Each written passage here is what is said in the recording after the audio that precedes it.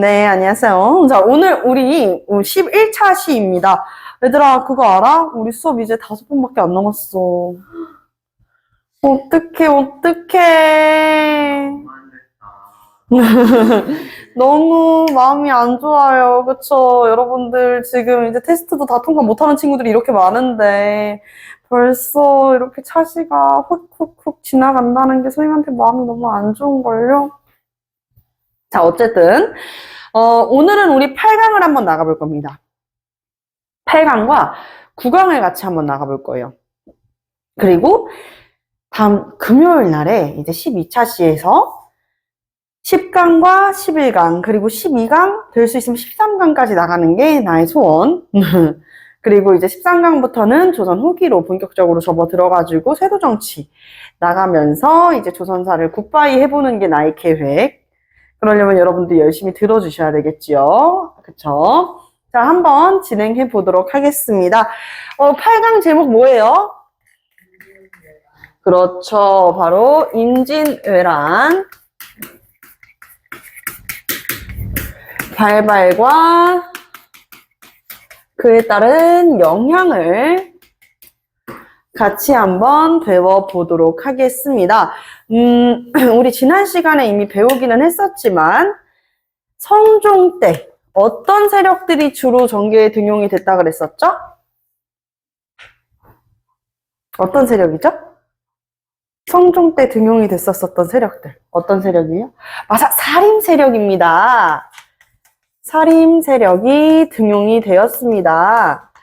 자, 살림 세력은 누구를 견제하기 위해서 잠시만요. 시작 1분 만에 갑자기 이렇게 중단하는 사고가 일어났네요. 죄송합니다. 자, 그러면 다시 한번 가볼게요. 성종 때 등용이 됐었던 세력들 누구? 살림 세력이라 그래서 누구를 견제하기 위해서 등용됐다 그랬었죠? 훈구 세력입니다. 훈구 세력 견제를 목적으로 등용이 되었었는데 주로 어디에 등용이 많이 되었을까? 맞아요. 3사 위주로 등용이 되었습니다. 3사가 어디였었지? 사헌부, 사간원, 그리고 마지막 어디야? 홍문관이 되겠습니다. 홍문관에 등용이 되었습니다. 여기까지. 자, 그리고 나서 성종의 아들이었었던 연산군, 군자로 끝나는 왕은 뒤에 뭐가 붙는다? 군자로 끝나는 왕은 다음에, 그렇지, 반정이 붙는다라고 이야기를 했습니다. 그쵸? 그래서 중종 반정, 그리고 이윽고 인종, 제2기간이 9개월이었었던, 굉장히 제2기간이 짧았었던 임금이었었고요. 그 다음은 명종이 되겠습니다. 명종이 되겠습니다. 그래서 연산군, 중종, 인종, 명종 이렇게 볼 수가 있는 것이죠. 우리가 지난 시간에 어디까지 했어? 명종 다음에 선조까지 했었어요. 그쵸? 자, 다시 볼게요. 연산군부터 봅시다.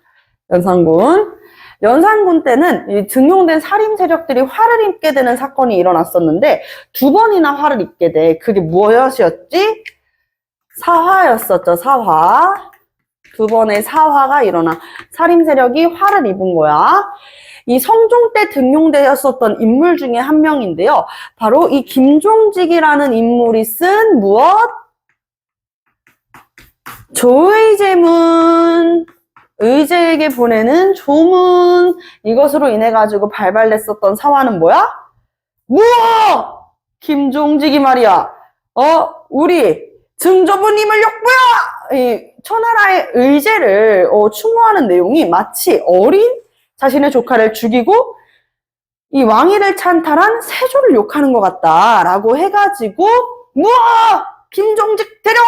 라고 했었던 무오사화다. 그쵸? 근데 이 무오사화가 김종직은 이미 죽은 뒤였어요. 그렇기 때문에 무덤을 파헤쳐가지고 죽은 이의 목을 베는, 그가 살아생전에 쌓아 올렸었던 어떠한 공덕이나 아니면은 이 쌓아 올린 모든 공들을 다 어떻게 버리는 거예요? 무너뜨려 버리는 그런 끔찍한 일이 벌어지죠. 그것을 비롯해 김종직을 비롯한 살인 세력들이 대거 화를 입었던 우와 사화가 되겠습니다.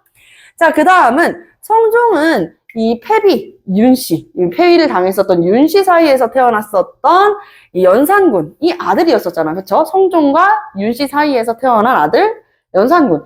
우리 엄마 폐위시키는데 찬성한 놈들 다 나와. 근데 이미 윤씨가 폐위를 당했을 때는요, 연산군은 어린 나이였어요, 굉장히. 근데 이제 와서요? 왜? 갑자기요? 갑자사화. 패비 윤씨 사건을 계기로 일어났었던 살인 세력뿐만 아니라 누구까지도 화를 입었어요? 그쵸. 훈구 세력들까지 화를 입었었던 게 갑자사화가 되겠습니다. 자, 중종만정 요때는 무슨 사화가 일어나? 조광조의 기묘사화가 일어났었습니다. 그쵸? 이때 등용됐었던 기묘사화의 중심이 되는 인물 누구야? 조광조. 앞으로 해도 뒤로 해도 이름이 똑같다고 해가지고 조광조였었잖아요. 그쵸? 이 조광조는 너무 시대를 앞서간 개혁정치가였습니다. 그래서 조광조의 개혁정치를 알아볼게요. 조광조의 개혁정치를 알아보도록 하겠습니다.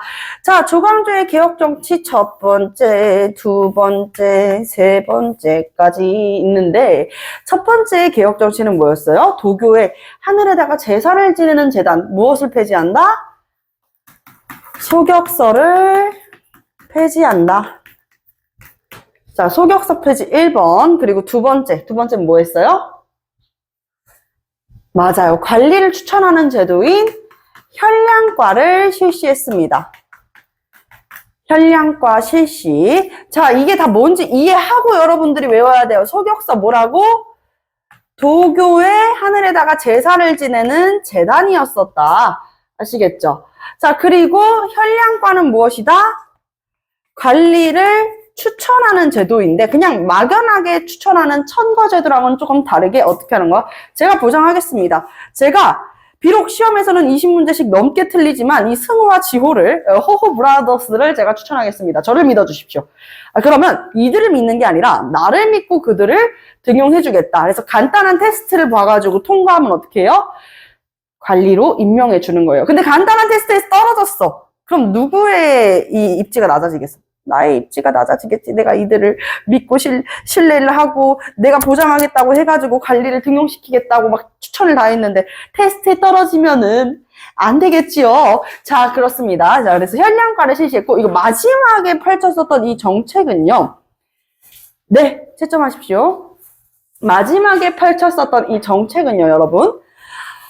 사실 이것 때문에 등용됐었던 이 중종, 조광조를 등용했었던 중종이 조광조를 내치게 되는 사건이 일어나게 됩니다. 바로 위훈을 삭제하게 된다. 위훈이라는 것은 풀어서 설명을 하자면 이 어휘를 풀어가지고 설명을 하자면 뭐야? 위조된 무엇이다? 공훈이다 해서 위조된 공훈을 우리가 다 삭제해버리겠다 했지만 실제로 그냥 이 훈구 세력들이 쌓아올린 공덕들도 그냥 다 삭제를 해버렸단 말이야. 그러니까 훈구들이 완전 제대로 뿌리 났죠. 그래서 조광조 가만 안 될 거야 라고 하면서 이 나뭇잎에다가 나뭇잎을 제법 잘 그릴지도. 자, 이렇게 나뭇잎에다가 꿀을 발라가지고 벌레들이 먹게 하는데 한자로 뭐라고 썼어? 주초위왕이라고 쓴 거야. 한자로 못 써서 미안. 자, 이렇게 주초위왕이라고 쓰게 되니까 두두두둔 이거 보세요, 중종님, 조광조가 왕이 된대요. 이렇게 된 거야.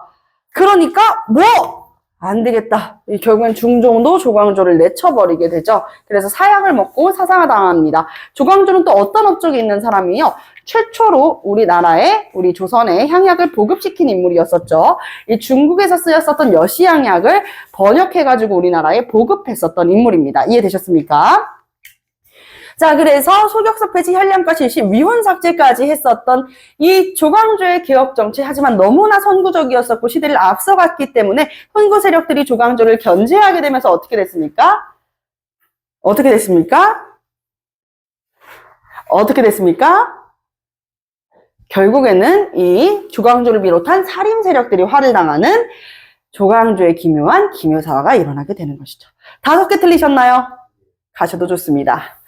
자, 그리고 나서 이제 명종 때 일어나는 사화는 을사사화였었는데요. 을신연스럽다. 이 중종을 왕위에 앉히기 위해서 세력을 키웠었던, 그러니까 자신의 여동생을 결혼시켰었던 윤임과, 그리고 이 윤임의 여동생 장경왕후 윤씨는 결국 어떻게 돼? 아이를 낳자마자 산후병으로 세상을 떠나죠. 그래서 다시 재혼을 했어. 윤임이 이야기한 대로 윤씨 집안 사람이랑 결혼하라고 그랬잖아. 문정왕후 윤씨가 왕위에 오르는데 그 사이에서도 아들이 태어난 거야. 첫째 아들, 둘째 아들의 다툼이 벌어지게 된다. 자, 그래서 야, 무조건 이 장경왕후 윤씨 첫째 아들이 돼야지. 대윤파? 뭔 소리야. 그래도 자고로 아들들은 말이야. 어머니랑 같이 자랄. 3개 틀렸다고요? 거짓말 치지 마세요. 네, 가셔도 좋습니다. 네, 그래서 죄송합니다. 그래서 결국에는 어떻게 된다? 대윤파와 이 윤임의 대윤파 그리고 윤원영의 소윤파가 갈등을 빚습니다. 그래서 대윤과 소윤의 갈등. 하지만 우리 중학교 교과서에서는 어떻게 나오냐? 대윤, 소윤 이렇게 잘 나오지 않아요. 주로 이렇게 요약해가지고 설명을 합니다. 바로 외척, 가문 간의 갈등, 다툼 뭐 이런 식으로 표현을 하거든요. 이렇게 알아두시면 되겠죠. 자, 그럼에도 불구하고 사전 후기 끝에 선조 때에 들어가지고는 살림 세력들이 정계를 주도하게 된다라는 키워드로 여러분들이 이해하시면 될 것 같아요. 오케이? 살림 세력이 정계를 주도하게 되는데 이 이조전랑이라고 하는 벼슬직을 놓고 결국에는 붕당이 형성이 되죠. 붕자를 써가지고 붕당. 선생님 이조전랑 많이 들어봤어요. 이조가 뭐예요? 이호, 예병, 형, 공 6조 중에서 이조는 뭐 하는 곳이죠? 그렇지. 인사를 담당한다. 안녕하세요. 이렇게 인사하는 게 아니라 그랬어요. 그쵸? 우리 뭐 회사 같은 데에서도 마찬가지로 인사과가 있잖아. 능력 있는 관리를 등용하거나 혹은 관리하고 채용하기 위해서 막 이렇게 알아보는 그게 바로 인사과란 말이야. 그 2조에서 인사를 담당하는 2조에서 전랑이라고 하는 벼슬직은 어떤 힘이 있을까요? 맞아요. 자신의 후계자를 뭐 할 수 있는 사람들이에요? 직접 컨택할 수 있는 사람이죠. 내가 이 이조전랑 자리를 이 사람한테 줄래 하고 자신의 후계자, 후임자가 될 사람을 직접 선출할 수가 있었어요. 추천할 수가 있었다라는 거지. 그래서 만약에 내가 훈구 세력이야. 그러면 내가 후임자로 선택하는 사람도 당연히 누구겠어? 훈구, 외척 가문일 가능성이 높겠지. 그렇기 때문에 요 이조전랑이라는 벼슬직은 굉장히 예민한 자리였어요. 요거 관리를 등용하는 벼슬직의 자리를 놓고 갈등이 빚어진다. 그래서 심을겸과 김효원이라는 인물이 갈등을 빚습니다. 자, 심을겸은 이거 봐요. 시옷이네요. 동인이에요? 서인이에요? 시옷이네요. 그렇죠. 서인. 그리고 김효원은 동인의 대표적인 인물이다라고 이야기를 합니다. 이해되셨을까요? 자, 그래서 서인은 나중에 이제 시간이 굳어져서 이 서인 세력들 율곡이 성운의 학문을 계승한 이들을 이제 서인이라고 이야기를 하고요. 율곡이께서 태어난 곳은 어디였어? 강원도 오죽헌이었었다나 강릉에 있는, 강릉은 동해바다를 끼고 있지만 활동을 주로 어디에서 하셨냐? 경기도와 황해도 일대에서 주로 활약을 했어. 경기 황해는 우리나라 기준으로 어느 쪽에 있어? 서쪽에 있죠. 그래서 서인. 자, 동인 세력들은요, 퇴계 이황과 여러분들의 롤모델이라는 그분 누구예요? 네, 남명조식. 남명조식이 주로 어디에서 활동했어? 영남학파의 양대산맥이잖아요. 그쵸? 그래서 영남학파야 경상도, 경상도, 전라도 요쪽이 이제 영남학파라고 이야기를 하죠. 경상도에서 활동을 하셨습니다. 요거 지난 시간 복습경 한 번 더 이야기를 할게. 율곡이 선생님이 쓰셨던 향약은 뭐야? 향촌사회자치규약 뭐였지? 황해도 해주향약. 그럼 택의 이황 선생님은 뭐야? 예안향약이었었죠. 예안향약. 요거는 이제 지난 시간 잘 기억하고 있는지 한번 물어본 거였고요. 자, 그러면서 이렇게 선조 때에 동인과 서인으로 분파가 되는데 임진왜란이 일어나면서 이 동인도 분리가 됩니다. 바로 북인과 남인으로 나눠지게 된 것이죠. 북인은 행동하는 선비, 지식만큼이나 실천이 중요하다라고 이야기했었던 남명조식의 학문을 뒤를 이은 사람들이 있었고, 남인에서는요, 오랜 시간 관직에 오르면서 임금이 어진 통치를 이끌 수 있게끔 신하로서의 도리를 다하 있었던 퇴계 이황 선생님의 제자들이 있었습니다. 그래서 각자 주장하는 것들이 조금씩은 달랐는데요. 서인 같은 경우에는 무엇을 중심으로 하자? 그렇지. 신권, 정통 성리학자들이 조금 많이 있었어요. 신권 중심. 자, 북인 세력들은 무엇을 중요시했었다? 하나, 둘, 셋, 실천. 자, 그러면 남인 세력들은 무엇을 중시했었다? 하나, 둘, 셋, 왕권! 이렇게 이해를 해볼 수가 있겠죠. 신권, 실천, 왕권을 중시했었다. 그러다가 결국에 이 선조 다음에 임금 누구야? 선조 다음에 누구예요? 광해군이죠. 자, 광해군? 군자로 끝나는 왕은 다음 자리에 뭐 붙는다고요? 그렇지. 다음 임금 뒷자리에 반정이 붙는다. 자, 우리 조선의 500년 역사상에서 군자로 끝나는 임금은 몇 명이에요?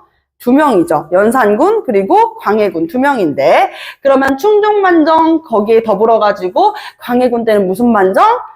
인조반정. 여기에서 인조반정을 주도하는 세력들이 누구가 됐어? 인조반정을 주도하는 세력들. 바로 어떤 세력이다?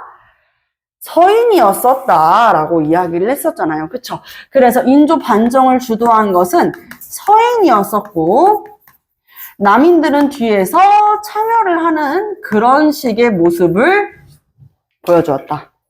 여기까지. 어렵지 않죠? 그쵸? 자, 또한 광해군 했을 때 우리가 기억을 해줘야 되는 거는 광해군을 어떤 세력들이 주로 지지했겠어? 실천하는 선비들. 바로 북인 세력들입니다. 북인 세력들이 지지를 했지만 결국 광해군이 군자로 끝이 나죠. 왕좌의 즉위에 그치게 되면서 끌어내려지면서 어떻게 된 거야? 북인 세력들도 같이 축출되게 된다. 그래서 서인과 남인이 툭탁툭탁 다투게 되는 예성 논쟁과 환국. 우리가 아마 다음 시간에 배우게 될 내용이겠습니다. 아시겠나요? 자, 그럼 오늘 우리가 큰 사건을 같이 한번 알아볼 건데 조선이 언제 건국됐었지, 얘들아? 조선 건국년도 언제야? 1392년 태조 이성계가 조선을 건국했었죠. 그쵸? 조선의 끝을 이제 우리가 뭐 1897년 광무개혁대로 보는 경향들이 강하기 때문에 광무개혁이라고 치겠습니다. 자, 그럼 여기 가운데 기점. 조선의 전기의 기준이 되는 곳이 어디며 조선 후기의 기준이 되는 곳은 대체 어딜까? 이 가운데 조선 중기는 대체 언제 때일까? 구체적으로 이야기를 하면은 양난이라고 이야기를 해요. 양난이라고 하면 선조와 후궁 사이에서 태어난 둘째 아들 광해군과 그리고 인조 때로 이렇게 구분지어가지고 설명을 할 수가 있겠습니다. 그래서 선조 때는요, 뭐가 일어나요? 임진왜란이라고 하는 커다란 7년간의 전쟁이 일어나게 되고요. 광해군 때는 뭐가 일어났었죠? 광해군 때는 중립외교와 그리고 무엇이 발생합니까? 중립외교와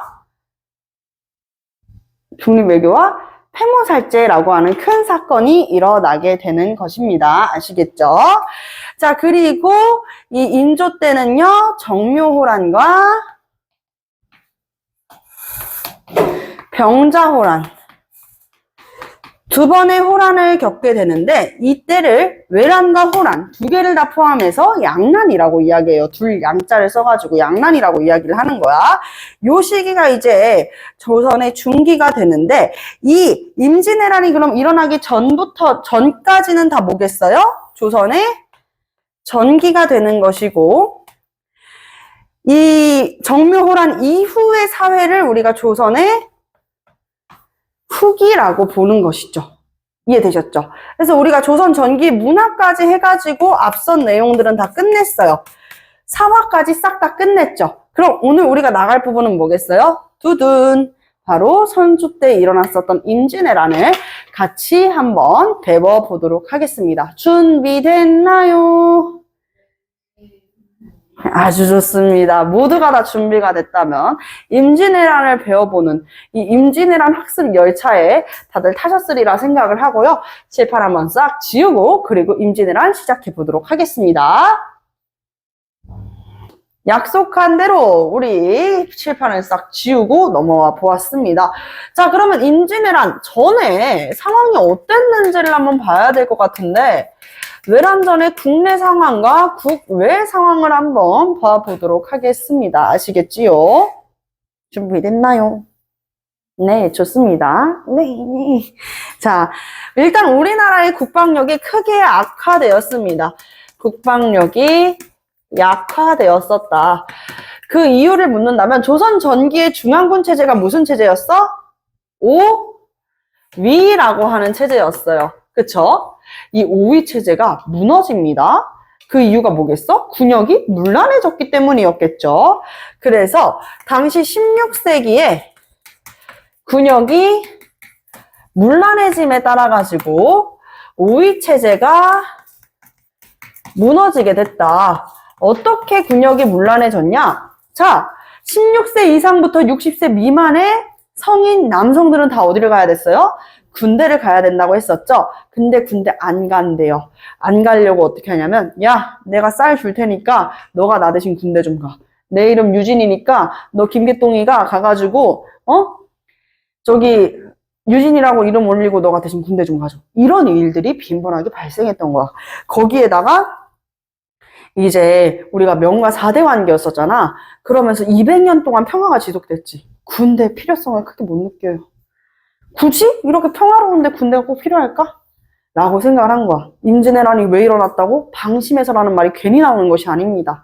그러다 보니까 다 풀었어요? 잠시만요. 다시 돌아왔습니다. 자, 오위 체제가 무너지게 된다. 그래서 국방력 자체가 무너지게 된다라는 이야기였습니다. 그쵸? 그리고 평화가 지속되다 보니까 군대의 필요성을 크게 느끼지 못했었던 것도 한몫했었다라고 말씀을 드렸었죠. 자, 거기에다가 외구도 침략을 해요. 외구의 침략. 여기서 이제 중요한 시험 문제에 잘 나오는 포인트 이제 등장할 거니까 잘 보세요. 일단은 우리가 왜 일본과 교린 관계를 맺었을 때 일본에 대한 강경책으로 세종 때 쓰시마섬에 이종모를 파견했었죠. 회유책으로는 우리가 항구를 열어가지고 제한적인 무역을 허용을 했었는데요. 그때 열었었던 항구 개항, 삼포개항이라고 합니다. 어느 항구였죠? 부산포, 그리고 연포, 그리고 제포가 있었었죠. 그쵸, 여러분? 부산포, 연포, 제포라고 하는 3개의 항구를 개항해줬는데, 여기에서 삼포외란이 일어나게 되는 것입니다. 삼포외란이 일어났었다. 중종 때 일어났었고요. 그리고 명종 때는요, 을묘외변까지 일어났어요. 을묘년에 외란들이 난을 일으켰다라고 해서 을묘외변, 중종 때, 명종 때다. 그 을묘사직수, 남명조직의 을묘사직수도 을묘년에 던진 사직수였잖아요. 을묘년에 일본이 쳐들어오게 되었었다. 혹시 몇 개 틀리셨을까요? 네, 좋습니다. 가셔도 좋습니다. 자, 그래서 산포회랑과 을묘외변 등이 이제 일어났었고요. 그리고 이렇게 왜구가 침입을 하니까 우리가 무슨 생각을 하게 되냐면, 야, 이게 말이다. 우리나라 한반도가 이렇게 있으면 중앙군이 어디를 수호하는 데야? 한양을 수호하는 곳이잖아. 그치? 중앙국만 둬서 될 일이 아니구나. 침입을 하게 되면은 지방 곳곳으로 침입을 해오니 어떻게 해야 된다? 변방의 치안도 방비해야 된다라고 생각을 하게 된 거야. 그래서 변방의 치안을 방비하는 비변사를 설치하게 되는 것이죠. 자, 비변사를 설치를 하고 이 비변사를 상설화시킵니다.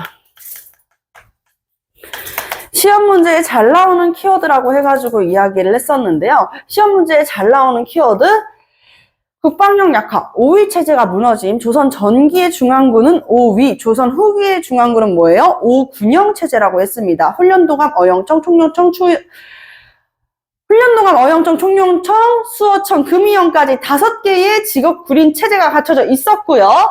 그리고 비변사는 나중에 조선 후기에 들어가지고는 이제 국정총괄의 최고의 권력기구 역할을 하게 될 것이에요. 그래서 의정부의 기능이 약화된다라는 포인트. 나중에는 이 비변사의 힘이 더 세진다. 그래서 비변사 언제부터 설치가 됐다? 외변을 겪으면서 설치가 됐고, 임진왜란과 호란을 겪으면서 점점 비변사의 기능이 강화된다라고 이해해 주시면 되겠습니다. 아시겠지요? 자, 그리고 이것까지는 사실 고등학교에서도 크게 나오지는 않는데 여진족도 우리나라에 침입을 하게 되었어요. 우리 고려 때 여진족의 금나라가 결국에는 분열이 되었었잖아요. 그렇죠? 멸망을 했었죠. 몽골의 침입으로 인해 가지고. 근데 이 여진족의 세력들이 또